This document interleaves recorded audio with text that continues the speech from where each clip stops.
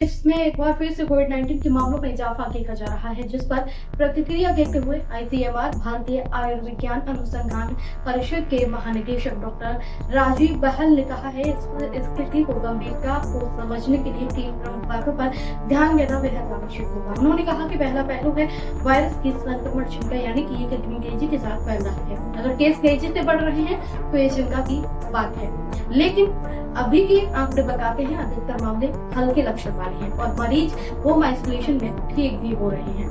दूसरा पहलू है बीमारी की गंभीरता। अगर मरीजों को अस्पताल में भर्ती करने की नौबत आ रही है और मौतों की संख्या नहीं बढ़ रही, तो इसका मतलब ये है कि वायरस फिलहाल ज्यादा खतरनाक नहीं है। तीसरा और सबसे महत्वपूर्ण पहलू है इम्यूनल एस्केप, यानी कि क्या वायरस मौजूदा वैक्सीनेशन या फिर पूर्व संक्रमण से बनी प्रतिरोधक क्षमता को चकमा दे रहा है।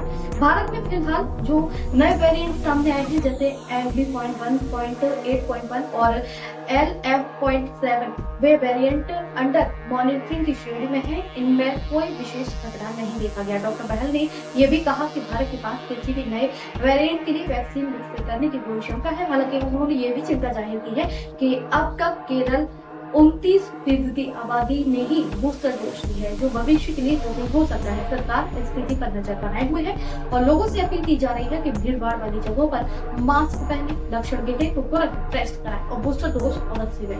कुल मिलाकर फिलहाल स्थिति गंभीर नहीं है, लेकिन सतर्कता और जागरूकता बेहद जरूरी है।